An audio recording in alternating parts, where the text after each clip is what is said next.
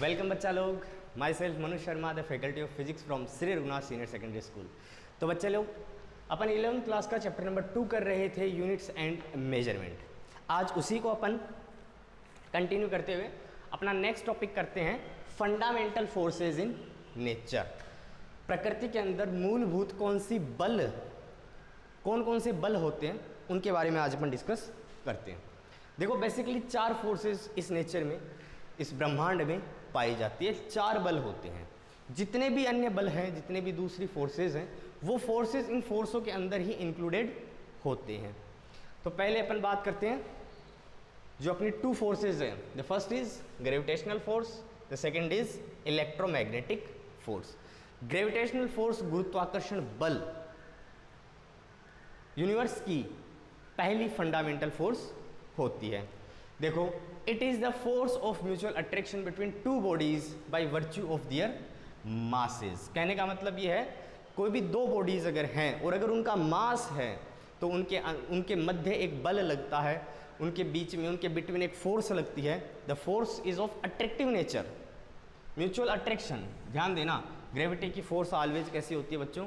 Attractive ही होती है, repulsive कभी नहीं होती। This force is known as gravitational force. उस फोर्स को अपन क्या बोलते हैं?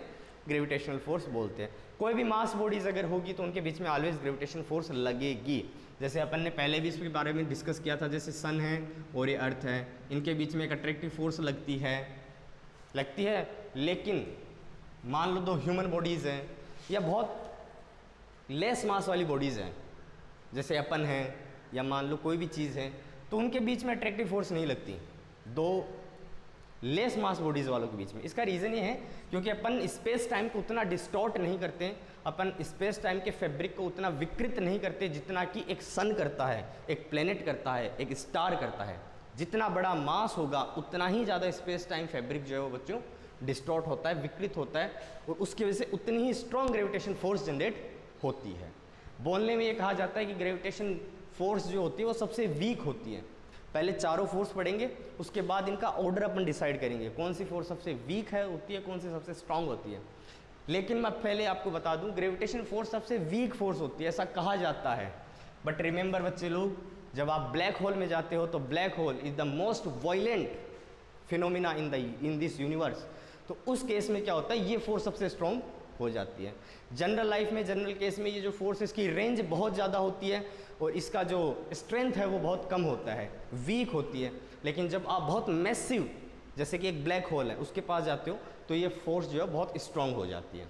ठीक है, अब देखो दूसरा पॉइंट इसमें, it is caused by A hypothetical, बोले तो काल्पनिक पार्टिकल ग्रेविटॉन बिटवीन 2 मास बॉडीज। इसका मतलब समझना, देखो जितने भी फंडामेंटल फोर्सेज होती हैं उनके कुछ फोर्स कैरियर्स होते हैं। फोर्स कैरियर्स का मतलब उस बल को आगे लेके जाने वाले कुछ कैरियर पार्टिकल्स होते हैं। तो जो ग्रेविटी का कैरियर पार्टिकल है, जो फोर्स कैरियर है बच्चों, वो एक काल्पनिक पार्टिकल है जिसकी अभी तक डिस्कवरी, अभी तक खोज नहीं की गई है, जिसको अपन बोलते हैं साइंटिस्ट लोग ग्रेविटॉन। क्या बोलते हैं बच्चों? ग्रेविटॉन। जैसे मान लो आपके पास में एक बॉल है, ठीक, आप उस बॉल को कुछ मोमेंटम ट्रांसफ़र करके, एनर्जी लगा के किसी दूसरे बंदे को पास करते हो, आप उसमें कुछ संवेग जो है वो संवेग आप क्या कर रहे हो, उस बॉल के थ्रू ट्रांसफ़र कर रहे हो एक बॉडी से दूसरी बॉडी में। तो आपने अपनी फोर्स जो है वो क्या करी है, एक जगह से दूसरी निकाय में, एक निकाय से दूसरी निकाय में कैरी की है। तो वैसे ही ग्रेविटेशनल फोर्स जो है उसका जो कैरियर पार्टिकल होता है, जो उसको एक जगह से दूसरी जगह कैरी करता है, वो एक हाइपोथेटिकल पार्टिकल है। फिलहाल ये पार्टिकल जो उसकी खोज नहीं हुई है, ये अभी बहुत ज़्यादा स्टडी का विषय है, इस पर बहुत गहन अध्ययन चल भी रहा है, जिसको अपन क्या बोलते हैं, ग्रेविटॉन। एक ऐसा पार्टिकल होता है ग्रेविटॉन जो 2 मास बॉडीज़ के बीच में, अर्थ और सन के बीच में कोई ऐसे पार्टिकल है जो एक्सचेंज हो रहे हैं। उस एक्सचेंज की वजह से वो फोर्स जो है, ग्रेविटी की फोर्स, एक बॉडी से दूसरी बॉडी के बीच में एक्सचेंज हो रही है। ऐसा माना जाता है कि ग्रेविटॉन कोई पार्टिकल होगा। क्यों? क्योंकि 4 आउट ऑफ 3 जो फंडामेंटल फोर्सेज है बच्चों, उनके फोर्स कैरियर पार्टिकल्स जो है, जो कण हैं, वो डिस्कवर कर लिए गए हैं ऑलरेडी। इसका मतलब ये हुआ कि इस फोर्स का भी कोई ना कोई कैरियर पार्टिकल होना चाहिए। ठीक है, और अगर जिस दिन ये हाइपोथेटिकल पार्टिकल ग्रेविटॉन की डिस्कवरी हो जाती है, उस दिन एक बहुत बड़ी सफलता बच्चों फिजिक्स के फील्ड में फिजिसिस्ट को, साइंटिस्ट को मिल जाएगी। क्यों? क्योंकि जैसे ये पार्टिकल की खोज होगी, आपकी क्लासिकल फिजिक्स अपन ने पहले बात की थी और क्वांटम फिजिक्स, उनके बीच में एक कड़ी का काम करेगी ये जो चीज़ है, और अपन इन दोनों थ्योरीज को कंबाइन करके एक नई फिजिक्स का उस दिन जन्म होगा, जिसको अपन यूनिफाइड फिजिक्स बोलेंगे। क्या बोलेंगे बच्चों? यूनिफाइड फिजिक्स, जिस पे अभी काम चल रहा है, आगे आने वाली बातें। यूनिफाइड फिजिक्स वो होगी, यूनिवर्सल फिजिक्स होगी, जिसमें क्लासिकल और क्वांटम ब्रांचेज नहीं रहेंगी, क्योंकि अभी जो मिसिंग पोर्शन है वो पोर्शन क्या है? The discovery of this particle. अगर 4 मूलभूत बलों के पार्टिकल, ये क्वांटम फिजिक्स का पॉइंट है, ये जो फिजिक्स, ये पॉइंट बता रहा हूँ, ये क्वांटम फिजिक्स का पॉइंट है, ये जो बात है वो क्लासिकल फिजिक्स की बात है। जब ये पार्टिकल डिस्कवर हो जाएगा तब ये दोनों बातें मर्ज हो जाएंगी। बाकी 3 फोर्सेज में मर्ज हो चुकी है, इसमें मर्ज होना बाकी है। जैसे ही मर्ज होगी क्लासिकल फिजिक्स क्वांटम फिजिक्स में एक बहुत बड़ी उपलब्धि फिजिसिस्ट को हासिल हो जाएगी। ये तो थी आपके जनरल नॉलेज की बात जो मैंने बताई।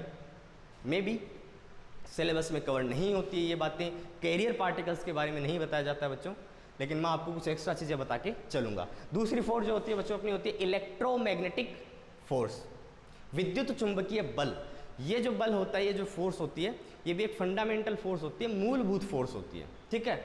जो कब प्रोड्यूस होती है? दो मूविंग चार्ज पार्टिकल्स हैं, गति करने वाले जो आवेश हैं, उन आवेशों के मध्य एक कण एक्सचेंज होता है, उसका आदान प्रदान होता है। उस कण को अपन क्या बोलते हैं?